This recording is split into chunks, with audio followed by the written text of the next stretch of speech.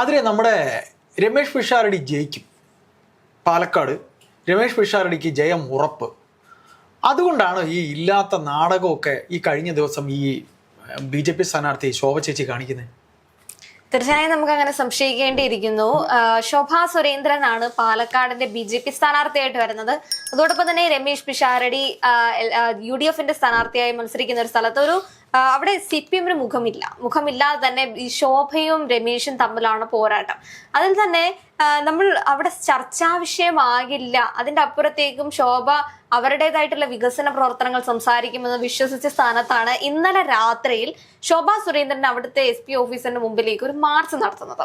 മാർച്ചിന്റെ പൊതുവെ എന്തെങ്കിലും ഈ വികസന വിഷയങ്ങളോ അല്ലെങ്കിൽ അങ്ങനത്തെ എന്തെങ്കിലും പ്രശ്നങ്ങളായിരിക്കാം. പക്ഷേ കഴിഞ്ഞ ദിവസങ്ങളിൽ വാർത്താ പ്രാധാന്യം കിട്ടിയ ഒരു കാര്യമായിരുന്നു അവിടുത്തെ തന്നെ ഈ UDF കൗൺസിലർ ആയിട്ടുള്ള പ്രക്ഷോഭിന്റെ നേർക്ക് ഒരു ലൈംഗിക അതിക്രമണം പരാതി വന്നിട്ടുണ്ടായിരുന്നു.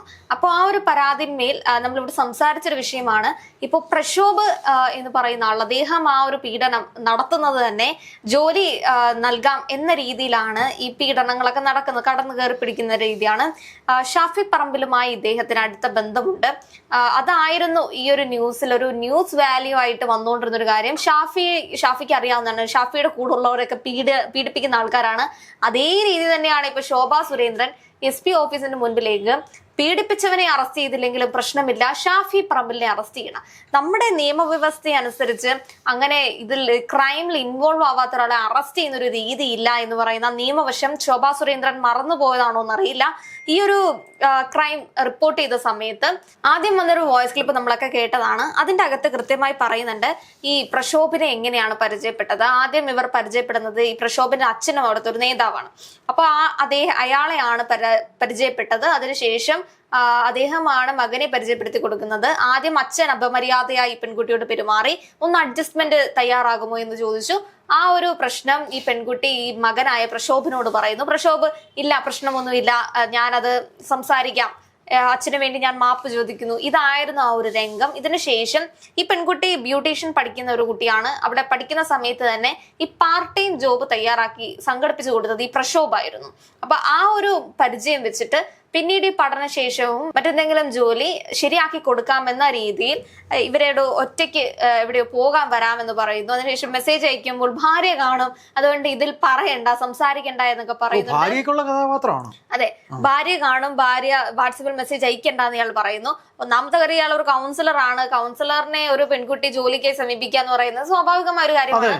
അതിൽ ഈ ഭാര്യയുടെ പ്രശ്നം എന്താണെന്ന് മനസ്സിലാക്കാൻ അത് പെൺകുട്ടി അത് ചോദിക്കുന്നുണ്ട്. അതിനുശേഷം ഈ പെൺകുട്ടി ജോലി ചെയ്യുന്നിടത്തേക്ക് ഇയാൾ കടന്നു കയറി ആക്രമിക്കുകയാണ് ചെയ്യുന്നത്. അവിടെയാണ് ഈ പീഡനം നടക്കുന്നത്. അതിനുശേഷം 2 തവണയും കൂടെ പീഡിപ്പിച്ചു എന്ന് ഈ പെൺകുട്ടി പറയുന്നുണ്ട്. ആദ്യത്തെ സ്റ്റേറ്റ്മെന്റ് ആണ് ഈ പറയുന്നത്, വോയിസ് ക്ലിപ്പിനകത്ത് പറയുന്നത് 2 തവണ കൂടെ പീഡിപ്പിച്ചിട്ടുണ്ടായിരുന്നു. ആ സമയത്ത് പറയുന്നത് ഷാഫി എനിക്ക് അറിയാവുന്ന ആളാണ്, അല്ലെങ്കിൽ നീ ഇത് പുറത്ത് പറഞ്ഞു കഴിഞ്ഞാൽ നിനക്കൊന്നും ബാധിക്കില്ല, ഇതൊക്കെയാണ് അങ്ങനെയാണ് പറയുന്നത്. ആ പെൺകുട്ടിയും പറയുന്നുണ്ട് ഷാഫി അവരുടെ ആശാൻ ഷാഫി ആണെന്നാണ് പറയുന്നത്. അതുകൊണ്ട് തന്നെ ഇയാള് കൗൺസിലർ ആണെന്ന് പറഞ്ഞപ്പോ തന്നെ ഞാൻ പേടിച്ചു പോയി. അപ്പൊ MP-യുടെ ഒക്കെ പേര് പറഞ്ഞു കഴിഞ്ഞാൽ ഞാൻ എങ്ങനെ പേടിക്കാതെ കൊടുക്കും. അതെ, ആ ഒരു അവസ്ഥയിലായിരുന്നു പെൺകുട്ടി നിന്നിട്ടുണ്ടായിരുന്നു. ഇതാണ് ആദ്യം വന്ന സ്റ്റേറ്റ്മെന്റ് പറയുന്നത്. പക്ഷെ ഇപ്പോൾ പുറത്തു പറയുന്ന സ്റ്റേറ്റ്മെന്റിൽ ഇയാൾ പീഡിപ്പിക്കുന്ന സമയത്ത് ഇയാൾ ഷാഫിയെ വീഡിയോ കോൾ ചെയ്തു എന്നാണ് പെൺകുട്ടി പറയുന്നത്. ഇത് പിന്നീട് വന്ന സ്റ്റേറ്റ്മെന്റ് ആണ്. ആദ്യ സമയത്ത് ഇങ്ങനെ ഒരു സ്റ്റേറ്റ്മെന്റ് ആ പെൺകുട്ടി പറഞ്ഞിട്ടുണ്ടായിരുന്നില്ല. ഷാഫി വീഡിയോ കോളിൽ വന്നിട്ടുണ്ടായിരുന്നോ, പീഡിപ്പിക്കുന്ന സമയത്ത് ഇയാൾ വീഡിയോ കോൾ, അതൊന്നും ഉണ്ടായിരുന്നില്ല. ഇത് പുതിയതായിട്ട് വന്ന ഒരു വാർത്തയാണ്. ഇതിന്റെ പിന്നാലെയാണ് ശോഭാ സുരേന്ദ്രൻ SP ഓഫീസിലേക്ക് മാർച്ച് നടത്തുന്നത്. അതും ഈ പീഡിപ്പിച്ച ആളെ അറസ്റ്റ് ചെയ്തില്ല എന്നുള്ളൊരു വിഷയമുണ്ട്. ആ വിഷയത്തിന്റെ അപ്പുറത്തേക്കും ഈ പീഡിപ്പിച്ച ആളെ അറസ്റ്റ് ചെയ്യണമെന്നല്ല ശോഭാ സുരേന്ദ്രൻ അവിടെ പോയി പറഞ്ഞിട്ടുള്ളത്. അതല്ല ആവശ്യം. അതിജീവിതയെ സംരക്ഷിക്കും അല്ലെങ്കിൽ അതിജീവിതയ്ക്കൊപ്പം എന്ന് പറയുന്ന ശോഭാ സുരേന്ദ്രൻ പറയുന്നത് ഷാഫി പറമ്പിലിനെ അറസ്റ്റ് ചെയ്യണം. അതിന്റെ പിന്നിലുള്ള തേജോവികാരം നമുക്കറിയാം. മലബാറിനെ ഇളക്കി മറിച്ചുകൊണ്ടിരിക്കുന്ന ഒരു ഷാഫിയാണ് നമുക്ക് കാണാൻ പറ്റുന്നത്. അതിന്റെ അപ്പുറത്തേക്കും ശോഭ ഉന്നയിക്കേണ്ട വിഷയം, അവിടെ രാഹുൽ മാങ്കൂട്ടം വിഷയം എടുത്തു വെക്കും, അല്ലെങ്കിൽ അതൊരു ചർച്ചാ വിഷയമാകും എന്ന രീതിയിലായിരുന്നു സംസാരിച്ചു കൊണ്ടിരുന്നത്. പക്ഷേ ഷാഫിയുടെ നേർക്ക് അമ്പ് ചെയ്തിട്ടേ കാര്യമുള്ളൂ എന്ന് മനസ്സിലായതുകൊണ്ടാണ് രാഹുലിനെ വിട്ടു. ഇപ്പോ ഈ പരാതി വന്നിരിക്കുന്ന പ്രക്ഷോഭനെ വിട്ടു. ഇപ്പൊ നേരെ ഈ പീഡിപ്പിച്ച ആൾക്കാർക്കൊന്നുമല്ല പ്രശ്നം, ഷാഫി പറമ്പലിനാണ് പ്രശ്നം. ഇപ്പോ നമ്മളുടെ കൂടെയുള്ള ആൾക്കാരൊക്കെ നല്ലതാണെന്ന് നമുക്ക് എങ്ങനെയാ ചേട്ടാ പറയാൻ പറ്റുന്നത്? അതിൽ ഇതിനകത്തെ ഒരു പ്രധാനപ്പെട്ട വിഷയം എന്ന് പറഞ്ഞാൽ ഇവര് ഈ ശോഭ എന്ന് പറയുന്ന കാൻഡിഡേറ്റ് എങ്ങനെയാണ് അവിടെ ഉണ്ടാകുന്നത്? എങ്ങനെയാണ് ഈ രാഹുൽ മാങ്കൂട്ടം എന്ന് പറയുന്ന നേതാവ് ഈ പറയുന്ന സ്ത്രീ വിഷയവുമായി ബന്ധപ്പെട്ട് വരുമ്പോൾ ഒരു സ്ത്രീ കാൻഡിഡേറ്റിനെ പ്രതീകാത്മകമായിട്ടാണ് അവരവിടെ വെച്ചത് അല്ലെ? ആ ഓപ്പറേഷൻ പൊളിയുകയാണ്. രാഹുൽ ചിത്രത്തിലേ ഇല്ല, വോട്ട് ചോദിക്കാൻ പോലും വന്നതായിട്ടില്ല. അത് പൊളിഞ്ഞു. അത് പൊളിഞ്ഞപ്പോഴാണ് ഈ ഒരു കഥ ഇങ്ങനെ വന്ന് വീഴുന്നത്. ഈ കഥയാണോ ഇനി നടന്നതാണോ എന്തായിരുന്നാലും അവിടെ ഈ ഇപ്പോൾ ആദ്യം പറഞ്ഞ പോലെ ഈ കേസിലെ പ്രതിയെ പിടിക്കാൻ നിങ്ങൾക്ക് ആവശ്യപ്പെടാം. അത് പറയുന്ന ഷാഫിയുമായിട്ട് കണക്ട് ചെയ്യേണ്ട യാതൊരു കാര്യമില്ല. അപ്പോൾ ഇത് തോക്കും എന്നുള്ള കാര്യം ഷാഫിയുടെ ഒരു ജനപ്രീതി പാലക്കാട് വരുമ്പോൾ ഷാഫിയോട് ജനം കാണിക്കുന്നത് അത് രമേശിന് വോട്ടായി മാറും. തോൽവി ഇപ്പോഴേ ഭയക്കുന്നത് കൊണ്ടല്ലേ? തീർച്ചയായും ഇതിനകത്തിൽ ഷാഫി പറഞ്ഞിട്ടില്ല അതെ ജോലി കൊടുക്കാന്ന് ഷാഫി പറഞ്ഞിട്ടില്ല. ജോലി വാഗ്ദാനം ചെയ്തത് ഷാഫി അല്ല.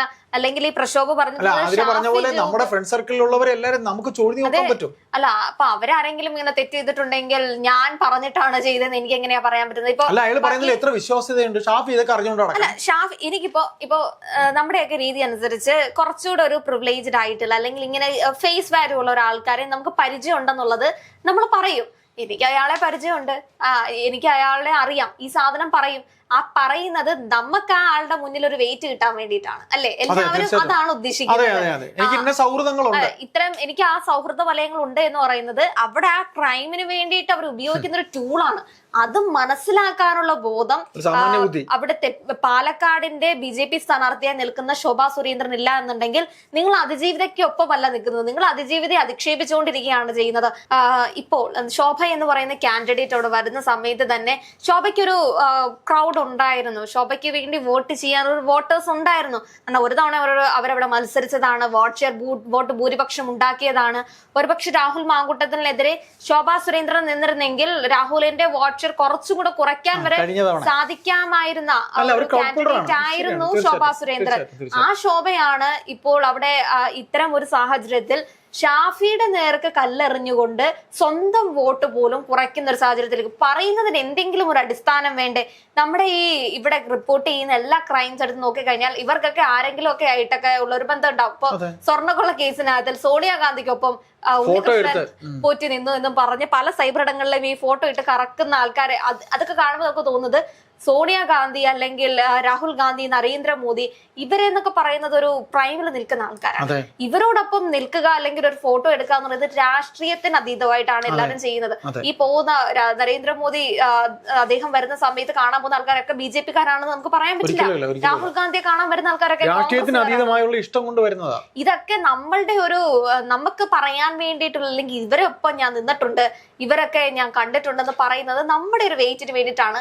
അത് മനസ്സിലാക്കാനുള്ള സാമാന്യ ബോധമെങ്കിലും ശോഭാ സുരേന്ദ്രന് വേണം. ഇനിയിപ്പോ ശോഭാ സുരേന്ദ്രന്റെ ഒക്കെ പാർട്ടിക്കകത്ത് തന്നെ ഒരാളിങ്ങനെ ക്രൈം ചെയ്തിട്ട് എനിക്ക് ശോഭാ സുരേന്ദ്രനുമായി ബന്ധമുണ്ട് എന്ന് അല്ലെങ്കിൽ എനിക്ക് പരിചയമുള്ള ഒരാളാണ്, ഞാൻ അടുത്ത ആളാണെന്ന് പറഞ്ഞു കഴിഞ്ഞാൽ അയാൾ ചെയ്ത ക്രൈം ശോഭ ചെയ്ത അല്ലെങ്കിൽ ശോഭ പറഞ്ഞിട്ടാണെന്ന് നമുക്ക് പറയാൻ പറ്റുമോ?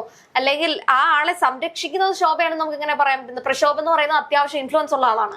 അത് ഷാഫിക്ക് അപ്പുറത്തേക്കും അയാൾക്ക് അവിടെ ഈ പറയുന്ന ഇവരെയൊക്കെ സ്വാധീനിക്കാനൊക്കെ പറ്റുന്ന ഒരാളാണ് പ്രക്ഷോഭം എന്ന് പറയുന്നത്. അല്ലെങ്കിൽ അയാളെ അറസ്റ്റ് ചെയ്യണമെന്ന് പറയേണ്ടത് ഷാഫി പറമ്പിലല്ല. പകരം ആരാണത് ചെയ്യേണ്ടത്? ആരാണ് ഇവിടുത്തെ സർക്കാർ എന്ന് പറയുന്നത്? ഗവൺമെന്റ് ആരാണ്? ഇവിടുത്തെ ഗവൺമെന്റും ഇവിടുത്തെ പോലീസ് സംവിധാനങ്ങളുമാണ് അറസ്റ്റ് ചെയ്യേണ്ടത്.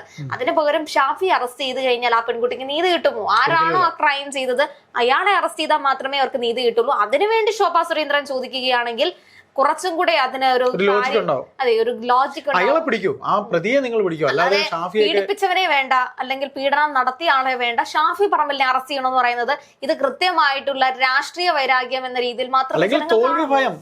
അതെ, ഷാഫിയുടെ ഓറ കണ്ട് പേടിച്ചു പോയി ശോഭാ സുരേന്ദ്രൻ തന്നെ അവർക്ക് പറയേണ്ടി വരും. കാരണം അത്രത്തോളം ഒരു ജനാരവമാണ് പിഷാരടിക്ക് വേണ്ടിയിട്ട് ഷാഫി വന്നപ്പോൾ അവിടെ കിട്ടിയിട്ടുണ്ടായിരുന്നത്. അല്ല, ഒരു നേതാവിനോടുള്ള ഇഷ്ടം കണ്ടിട്ട് ഇങ്ങനെ കിടന്ന് വെറിയുള്ളേണ്ട കാര്യമൊന്നുമില്ല. അയാൾ ഒരു സുപ്രഭാതി അങ്ങനെ ഇഷ്ടം ഉണ്ടാക്കിയതല്ല. പാലക്കാട് ആദ്യം മത്സരിക്കുമ്പോൾ ഷാഫി എത്രയും താല്പര്യം ശോഭാ സുരേന്ദ്രൻ ഷാഫിയോടാണ് മത്സരിക്കുന്നതെങ്കിൽ ഇതിന്റെ അപ്പുറം പറഞ്ഞിട്ടും ശോഭയ്ക്ക് അവിടെ നിലനിൽക്കാൻ പറ്റില്ല. കാരണം ഓപ്പോസിറ്റ് ഷാഫി ആണെങ്കിൽ ദയനീയമായ പരാജയം തന്നെ ശോഭാ സുരേന്ദ്രൻ. ഷാഫിയുടേതായ വ്യക്തിത്വവും രാഷ്ട്രീയക്കാരൻ എന്ന രീതിയിൽ പോകാനും ജനങ്ങളോട് മിങ്കിൾ ചെയ്യാനും ഷാഫിക്ക് ഷാഫിയുടേതായ ഒരു കഴിവുണ്ട്. അതിൽ അസൂയപ്പെട്ടിട്ടൊന്നും കാര്യമില്ല.